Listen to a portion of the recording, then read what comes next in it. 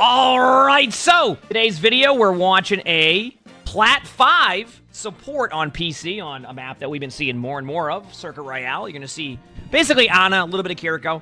They say, I feel like it's hard to summarize what happened in this match. I frequently get hyper-focused on certain aspects on the game, positioning, damage, healing, and ability usage. This causes me to struggle to balance the four. In this game, I prioritize positioning and healing. I think always starting with positioning as a number one for any of those things is a great way to start. I try not to put blame on my peers, but throughout this game, my team struggled with using natural cover, staying in line of sight, and arguing in chat about who should create space and push. The arguing in chat was so unfortunate, it took my team away from multiple fights. I was continuously confused throughout this match, wondering what playstyle my teammates were trying to approach. I've been constantly deranking, and I'm not sure what adjustments I can make. I'd appreciate any tips or criticism on my gameplay. All right? Well, we'll see what we can find. By the way, I've been making this suggestion. Ana is one of my favorite heroes to play, but if you want to find a hero that has a really good balance of damage and healing, I'm telling you right now, Bap is really good at that. And I love playing Ana, but I just, that's something that when I was doing the top 500 support grind, I recognized that, like, the amount of value you get on Bap is, like, ridiculous when it comes to that balance of damage and healing. But that still didn't stop me from picking Ana sometimes, because Ana's just so fun. Positioning's fine here. You're in a good spot. You do have a Wrecking Ball comp, so, like, the way that your team engages is more on your Wrecking Ball. So far, everything's fine here from your team. Granted, this is a longer game, so we'll see how it goes, but when you have a ball, I think this is totally fine. And I think Ana's also fine in this spot, because, like, you can actually heal your ball at a distance if need be, and you have a Zen. I think you have a perfect, like, not, like, perfect. There's, like, a couple other comps maybe you could put in, like, with this, but an Ana Zen with a Wrecking Ball is not a bad combination. So far, so good. There's, like, nothing happening. This is a very chill start. This is probably the most chill start to a Circuit Royale I've seen in a while. Everybody's kind of like, by the way, your Wrecking Ball actually has been giving shields to your teammates. What is going on? Which, by the way, going back to that is, you notice, like, I've always talked about one of the reasons why people always, like, are mad at their Wrecking Balls in game is because, like, there's this perceived value of, like, your Wrecking Ball where you think your Wrecking Ball's doing absolutely nothing. Like, the whole time you're going, oh, my Wrecking Ball's doing nothing. And I always say, a lot of the time your Wrecking Ball's actually doing something, but there's just something called, like, I've been calling it perceived value, where, like, you think your teammate's doing nothing, but because the game, it's really hard to, like, it's, like, really hard to showcase of, like, what they're doing. And Wrecking Ball is one of those heroes, so it's cool that you do have the ability to add a shield. Like, for example, I saw the Sojourn had a shield. The only person who can give that shield is Wrecking Ball, so now you're getting more of that perceived value from Wrecking Ball. I don't think it's working quite the way they want to, because I think a lot of Wrecking Balls will keep that HP, especially when the trade-off is... And by the way, I wouldn't doubt it if you see it, like... If you see it in OWCS, because I've heard there are some teams that are, like, running the ball comp and doing that. I don't know if that shifted since I heard that, but... a lot of, if you're asking your tank in a rank game to give up HP for your teammates, with the way that tank currently is right now, it ain't happening that much. So trying to get Wrecking Balls to have more of that perceived value and showcase that they can give you shields, it still isn't happening a ton because the Wrecking Ball is asking to be trade off their HP for that. So, yes, I mean, I think if they would have stayed on the point with the Zen, they probably capped that. I mean, I probably, but I was worried about the other stuff, so I didn't even really pay attention to that.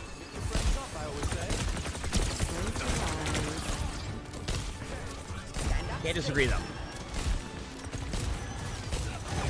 Damn. Just regroup now. To you, that's the most important aspect? Oh, that's fair. And listen, you know me in card pushing time.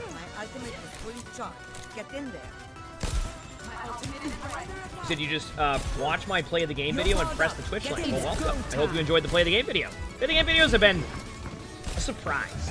I've been doing those for a year now. I think we're on, like, episode, like, 73 or something, and people are still watching it and still enjoying it to this day. Feels good. Feels good. I love, like, that the random, like, let's just try these ideas moments. Like, those videos have actually done fairly well. Funny Moments was another one of those. Like, it's been cool to see. It's been cool to see. I mean, good first point there. I mean, your position has been fine. I think right here, your position needs to be more towards, like, get into a better spot than just sitting there, which you are now, but yeah. That's how you found the channel, was to play the game videos? Heck yeah. Yeah, it was just a random idea. I think we're probably getting closer to another Scuffed Bingo play the game soon, which would be nice to have. It's been a while, but, like, we just want it to be good.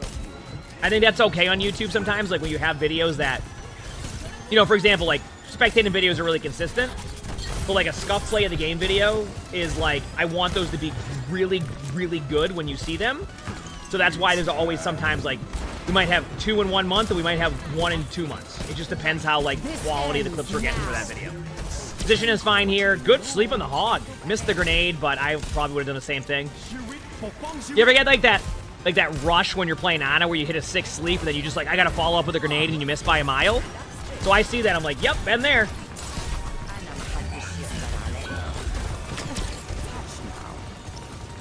Yep, there it is again. The classic. I'm telling you, I do it all the time. Like, I see that, I'm like, that's fine. I would try to nano your ball here. That's your zen. I mean, this is, by the way, just so you know, if your team's arguing right here, I'm going to tell you right now, if you at any point are being held on this part of the map, this happens, by the way. The map design on second point, if you have any opportunity to stop them, this becomes very, very difficult. So, like, don't be discouraged if, like, your team is constantly, like, struggling or losing for a little bit here, because it's very common. Eventually, you get your ult and you can take it back. But with how strong of a sniper map this is and, like, how much spam damage can happen, like, it is common to get stuck here for a bit. Whether you're in bronze all the way up to top 500. Like, the team arguing about, like, who like, creates space here. The only space creations that are going to happen is a pick. Or, I mean, technically, Wrecking Ball could go here, right? Because I think you can grapple here and then go here and then rotate around. So there is opportunity for Wrecking Ball to get behind them and to be able to make a play, like, unseen. If you're stuck here, and I think Lucio can go here. I don't remember if Widow can grapple behind here, but you can go behind here, behind this part of the map, and then you can flake around. So, like, there is opportunity for your Wrecking Ball to make a play there, but, like, arguing about, like, oh, are we going to create space here? I mean, this is just second point is very tough in this situation if you don't snowball them right away. Anyway, back to the Ana. Can D.Va make it? I don't know. He says you can hook there as Hog. Well, what if you could use your hook to grapple, please? You know?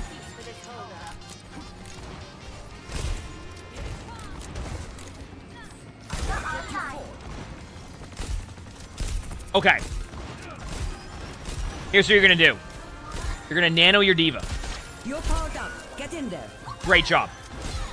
Good nano. I don't mind that. And whether or not you win that team fight or not, I'm okay with that. You needed to use an ultimate because, like, you would have been stuck there. So.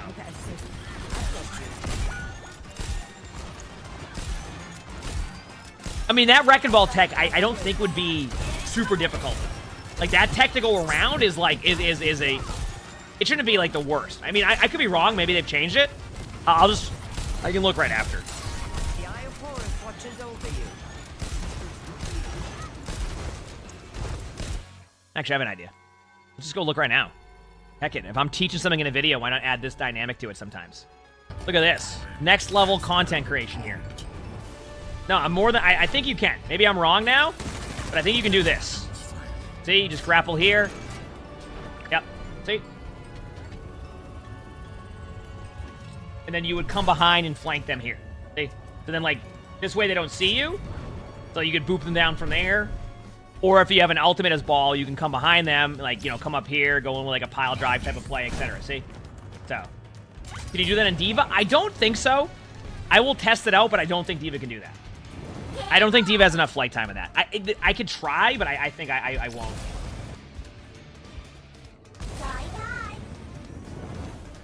You know, speed boosted, yes. Yep, if you speed boost me, you can make it. 1000%. But yeah, like, just to show you again, like, I think Lucio can make it here easily. I think Widow has an opportunity at one point, too. Like, but yeah, if you need to, like, get around them sometimes and make plays, like, you know, sometimes just playmaking ability, see? And then guess what? Now you're behind him again. See? That's what I wanted to showcase in that moment, that, like, there are plays that you can do in those situations that, like, can lead to things like that. Anyway, let's head back to the spectating game that we were just watching. Get in there, bud. I see you. It's high motive out.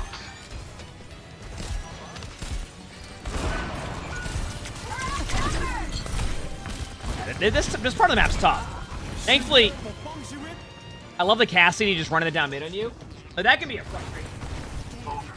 Like, obviously, it can be, like, one of those areas that's, yeah. All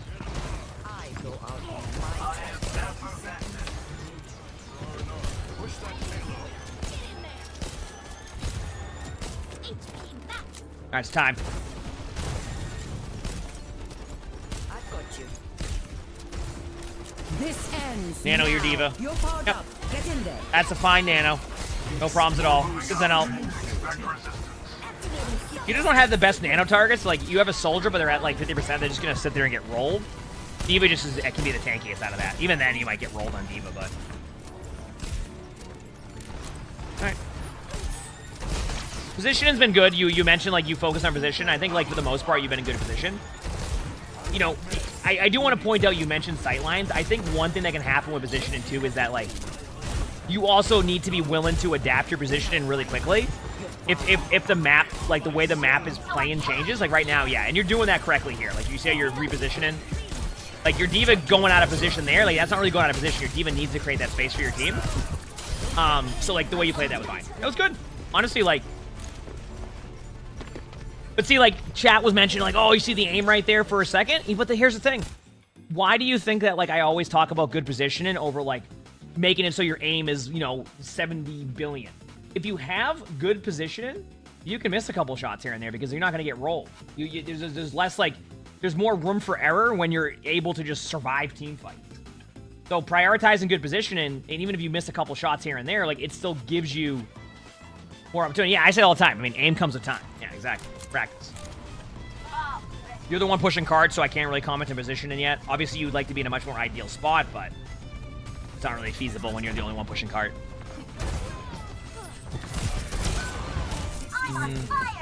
That's the classic. You see the hog, you're doing something else, and you do the sleep too late. I do that all the time.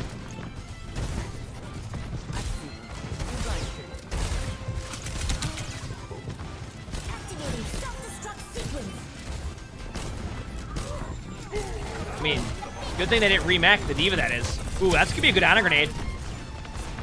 Nice honor grenade. I know you didn't get the mercy, but I love that you managed to, like, get, like, a few of them in the back line. That allows your tank to get more pressure, too. Very well played by you. Good job angling yourself. A little bit of damage output on the mercy. Nice job. Honestly, that was good. I will say your positioning is leading to you having good results. Like, straight up. Like, that was this great positioning by you. That is why I always try to tell people whenever we're watching supports, put yourself in a good position, and it's really hard for the other team to kill you. And when it's hard for the other team to be able to kill the support, you're going to be in a good spot. And that's basically what just happened. And, you know, you had some good plays, and it worked out. So, good job. Here we go.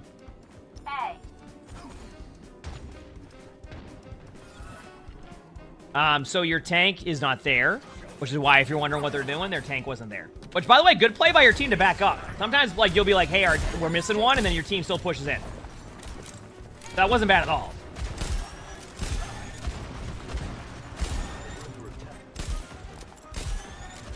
Not bad.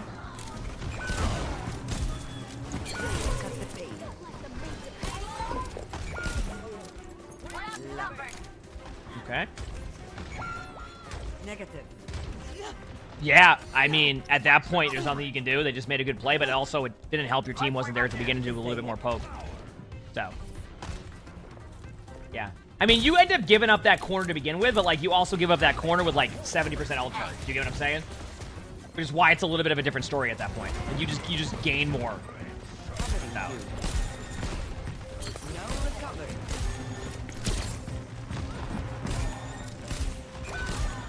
Position's fine. They can't angle you yet. The Widow doesn't see you. You're not stacking up into one spot. You have cover. Is that the... Oh, this is so tough to say how this is going to go. Good honor grenade, but I think your Winston's dead. I was going to say... That 20% sometimes, by the way, it's like you can just tell. A good honor grenade into heals, and you healed them like 15%. I'm still fine with your positioning.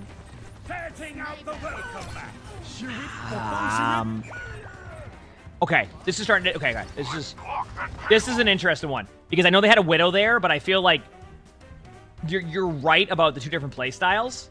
Here's my take. If you're gonna end up running into them right now, then your position that you tried to play safe there doesn't mean anything. If your overall goal was to run at the team in this situation, then you should have just played more aggro on your position to begin with. I know there was like a Widow there, and you can start taking like more aggressive angles. See, like you have like map ways that you can go, and there's risk reward there. But if like your overall vision is to run at them, then like you may as well just went back to spawn. You know what I mean? Yeah. See, yeah. I mean this is the classic. This is that you don't know where you want to go. You're in between halfway, and then this is there you go. Actually, your Life Weaver just made a great play. You know, and in hindsight, it all worked, but like, wow. I'm gonna be honest with you, that was a great play by your Life Weaver. That was a great play. Here you go. By the way, this is what I meant, by the way. Do you see how you're taking a more aggressive approach right now? This is what I was talking about. This is gonna be a lot better for you than what just happened before. Like, if your Life Weaver doesn't make that play, you probably had to give up second point. This is way more of what I was talking about. Like, you're taking an aggressive approach. Like, yeah, the angle that can really get you, like, isn't even like this one because you're on the right side. Like, you can get flanked from here, but like, it's still not as advantageous for them. So like, you're doing it right, and you're also being a little bit more aggro and like taking that angle better. So I do like this.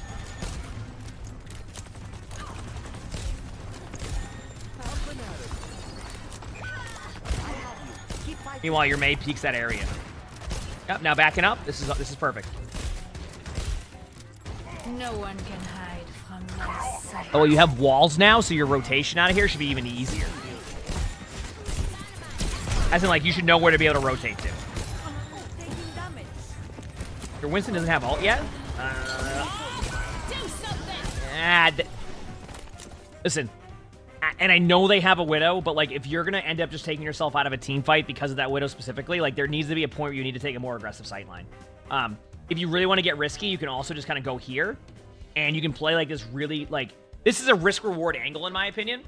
You need to allow your Winston to be able to create that space a little bit, and, like, you also, this is why it's important sometimes to know where your teammates are at ult charge-wise, because if your teammate's at 92% when they dive in, it takes 2 heals from you to give that Winston just enough damage to be able to use their ult cooldown, and now you have a much better team fight. So, while your positioning is good, I think, like, sometimes you also need to, like, go a little bit risk-reward and rotate to a spot that gives you opportunity there. Because otherwise, you're just going to get rolled there anyway, and now you're giving up second point again for free. So it almost feels like your positioning has been really good, but then, like, when it comes to, like, the risk-reward style of play that is sometimes required in Overwatch, you aren't willing to do yet. So. Yep. You said you might have considered Winston beyond saving 2 there? Yeah, but, like, here's the thing, is at a certain point, if you lose that contain and that map control at that angle, you're gonna lose that, right? Like, you're gonna lose that. Like, yeah, there's a chance you can hold it and have some, like, crazy, you know, like hold there, but, like, more often than not, if you lose your tank right there, that's it, you're gonna fall over. So, like, that's where you need to find a little bit of, like, that. That's where you need to find a little bit of that, like, that risk-reward style play, where you can still have risky position and that is still good position. It just means there is that chance that you get randomly headshot by a Widow. But in that specific spot, based off of the ult charge and what your team had, I think it's a little bit better to just play to win that and hold that point. And if they win, at least you do it as a team. Right? You can nano Ryan. Ryan's in a good spot, and they're a little bit out of position. Nice balance of damage there, by the way. Especially when you have on the Life Weaver, you have a little more opportunity. You did see the Widow grapple. Yep. Big slam! Also, it's recommended that you don't sit there and type, because I'm pretty sure you and a Somber just sat there AFK. And you want to talk about, oh, like, my teammates are on a different page? You're on a completely different book at that point, because you're sitting there typing, not getting aggressive. Yes, your team wins that team fight, but it's not going to go that way every single time. For anybody, and I mention this sometimes when we watch Ana, when you're unscoped as Ana, it's a projectile, but they can't see your shots. If you zoom in, they can see where, like, your shots are coming from, so it's a lot easier to know where you are as Ana. But if you have the ability to unscope heal sometimes, and you're, like, a little bit out of position, if you're capable of the unscoped shots, then you can use that, and it's a lot harder to know where the Ana's at. So you can see the bullet tracer when you're zoomed in. And that's hit scan. But when you're zoomed in, it's not projectile, it's hit scan. So that's the trade-off. They can see like where you're at when you're scoped, but like your hit scan, so it's way more accurate. Right? Big slam! Now, if you're asking me, should you be up there with your Reinhardt at that point for a risk-reward play? No, that's on your Reinhardt. That's on your Rein. Like, that's an example of where, like, you're not saving that Rein. There's no risk-reward angle that would work for you unless you were playing up on the high ground top right, which, I mean, in theory, you could argue you could have went up there. But, like, at that point, if your Rein isn't recognizing that, going into their spawn to shatter in the back left corner where, like, even, like, your teammates at their best angles won't be able to help, that's going to be on your Rein more than you. I would recommend Nana when you're Rein. It would be a very big recommendation. Too safe. Again. Now we go back again, and I know you hear a high noon, but, like, if you're playing from an angle like this, you have the opportunity to, like, just dodge that high noon. So, like, this is what I mean by sometimes your position is good, but it's too safe sometimes. And you need to find ways to, like, okay, go here. And you can bounce back and forth between heals. A good Ana Grenade, by the way, your Reinhardt doesn't die there. And why is that? Because when they use the Life Weaver tree, you have the Ana Grenade, which increases healing, and then you have the burst heal from the tree, and then your Life Weaver there. But instead, because you play that way too safe, they got the grab off, they high nooned, your Reinhardt got low, your teammate tried to save them, but they lost the Rein, because in current Overwatch, with the 20% healing reduction, it makes it a lot more difficult. So you not Ana Grenade in there makes it easier on them to follow up with the Rein, and then you lose your Rein because you played too safe of an angle. So, like, keep in mind, your distance and your position ends up being good, but I want you to find riskier angles that are still good and still, like, what would you call it, like a net positive for you, with the idea that occasionally that angle might, a random Widow might headshot you. Like, it might happen. Didn't they miss their Ana Grenade? Well, but they already fell behind at that point. So, like, when they went to go throw their Ana Grenade, it was already going to be too late to begin with. They would have fallen behind.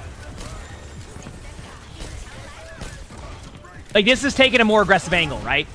You see how you were up there and you were playing a more aggressive angle? Like, that was good because you can be there with your team. And then now, yes, this is what I was talking about. See this right here? Once again, a slightly aggressive angle, but it's still good positioning, and there's an off chance the Widow grapples, or if they had a Widow, grapples and headshots you from an angle. But, like, this is good. Now you've put yourself in a tougher spot, right? Now you're in a tougher spot again. So your teammates are going to fall behind. There you go. Now you're back in a yeah. Little bit of a side note. In that situation, don't be afraid to throw an aggressive Ana Grenade when they're playing that close. One of my favorite Ana Grenades in the game is when the other team is kind of stacked around a corner and they really can't see the Ana Grenade coming. So not only do you get the benefit of getting the increased healing and the Ana Grenade on your tank, you also purple them, which allows for more follow-up from your tank and more plays from you. See what I'm saying?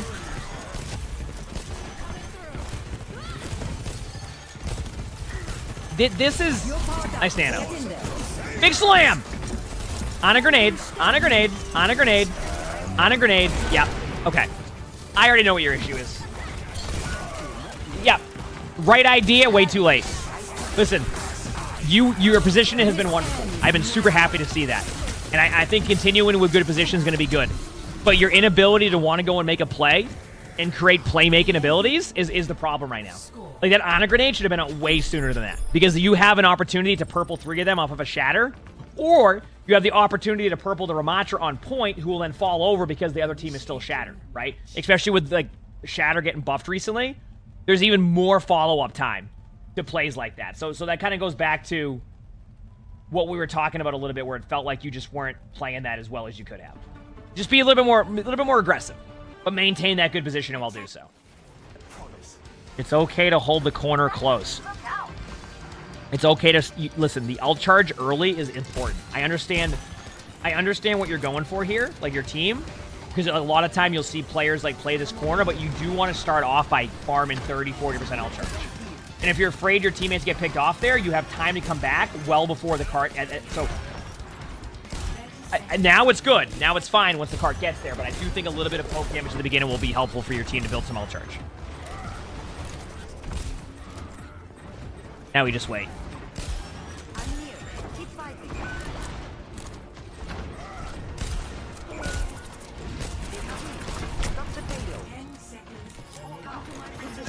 Yeah, that was a right there. That was a team effort. You can talk about Winston being aggressive, but the way that your team set up there, the way that your team wanted to play that, just was not ideal. That was a team effort, like, setup. That just wasn't good. Straight up.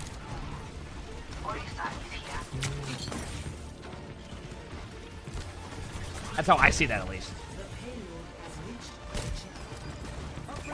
Dude, what? Yeah, that's on your cast? They, like, try to go to the point? Good job getting out.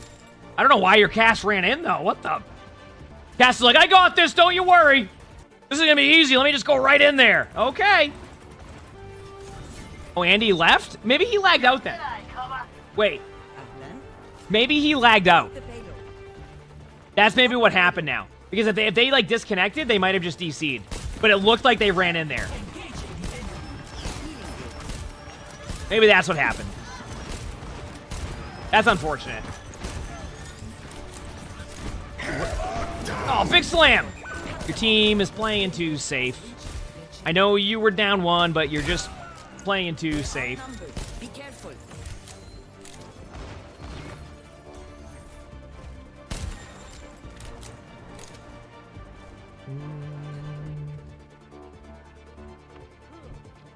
Hello?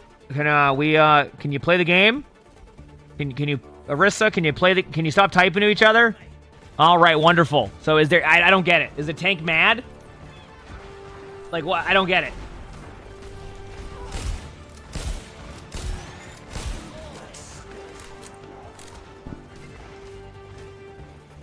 Team, stop the payload. Chat, why does this happen sometimes? Where like your team has so much opportunity to win, you have an unfortunate DC. You have the opportunity to still go and win the game. You had a great attack to the point of where you had a better time, and then your option here is to all sit there and type at each other. It doesn't. Why? It doesn't even make any sense to me. Like you could just not do that. I don't know. Just nano your Reaper. Nano your Reaper. Nano your Reaper. Nano your Reaper. Nano your Reaper. Nano your Reaper. Nano your Reaper. Nano your Reaper. Nano the Reaper. Nano that Reaper over there. The way you're going to win this is if you nano that Reaper. Okay. Playmaking. Even though I know everybody's typing to each other and seems to be mad at each other, nano your Reaper. You can't say it, then that's the nano you go with.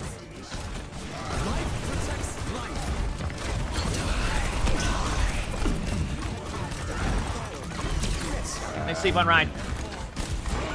That was nice to hear Junkrat to jump into the team. That could be a game-winning ult, to be honest with you.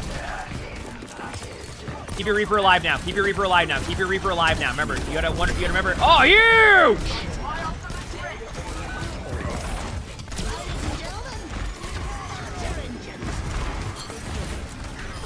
And you help. And the worst part about all of that is that, like, I still feel like your team this could have been about a 4-3 game, in my opinion. Maybe even probably 4-3. This could have been a 4-3 game. Instead, your team was like so angry at each other for some reason. Like, oh wow, we didn't win this game perfectly. Now we need to get mad at each other after having a great attack. It's like, dude. Listen, sometimes people aren't gonna play perfect in Overwatch, but like just like giving up on the game because like it doesn't make sense to me at that point. My gift to you. Well, the way I understand it is that they say their team was arguing about who needs to go in. So, and you can tell by the way the Winston played that. The DPS were telling them that they needed to go in. The tank got mad about that. And then the first time didn't go in at all and let them go in. And then the second time they told him he needed to be aggressive. And now he just dives into 5 of them. What's up? Thanks. Yes. Dulcie, thanks for 8 months to tier 1. Thank you, appreciate it. Thank you. It's 8 months. And that's basically what happened. You can see it. The Winston keeps going in now. Because they're mad that they were told to be aggressive. And then the DPS players were also mad at the tank for some reason. And then they all get mad at each other, and then they just play like that. I can tell this is I can tell this is a team effort situation that they got to this point. I'm here.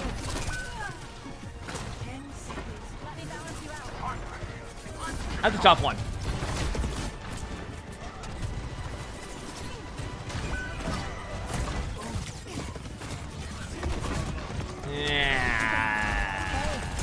Yeah, I think that might be it. This is plat 5, yes. Good job tapping the point last second. Nice. You tried. I mean, you were trying to give it the point. Yeah. Okay. So, you know, there's a lot here. Obviously, it's unfortunate. Like, I think it's like... I think the unfortunate part about this game, too, is that, like, your teammates gave up in, like, such a winnable game, right? And it feels like... I don't know. I've seen it happen in some spectators where it gets 3-3, and then out of nowhere, like, something happens in between that 3-3, everybody gets angry and just stops playing. What I will say for you from, like, an advice point of view, because I think that you'll definitely improve from, like, this, like, style of play, etc., is I feel like you have good positioning, but your number one issue is that you don't know when to go risk-reward. So what I want you to do in your future games is I want you to start with good positioning and then look for your next level to that position. And sometimes that next level positioning goes from 100%, like, perfect, like, safety from the other team to 80% safety from the other team. But you're also giving your teammates the ability to be more aggressive and enable them a little bit more, which could also lead to better results. I do think it comes down to playmaking ability, and I think you do have the opportunity to do that. So I would just like to see a little bit more of that out of you, but I think if you do that, you're going to see much better results. Like, much, much better results, in my opinion. So, definitely sucks, though, that your team had that huge argument at the end of the game there, though, because it feels like it was such a winnable game, and then your teammates just kind of lost that, like, on your own. Like, it wasn't even, like, at that point, it was just, like, a team effort of just, like, not playing the game, so. Anyway, if you like this video, make sure to hit the like button, subscribe to all 3 YouTubes if you haven't. Make sure to leave a comment. All of that helps. If you want to submit your own spectating, look in the description below. You'll see my Discord. That is where you do that. We also record these live on stream. You can see the Twitch chat below the webcam. We have a lot of fun here, so stop by if you haven't. With that being said, hope you have an amazing day/night.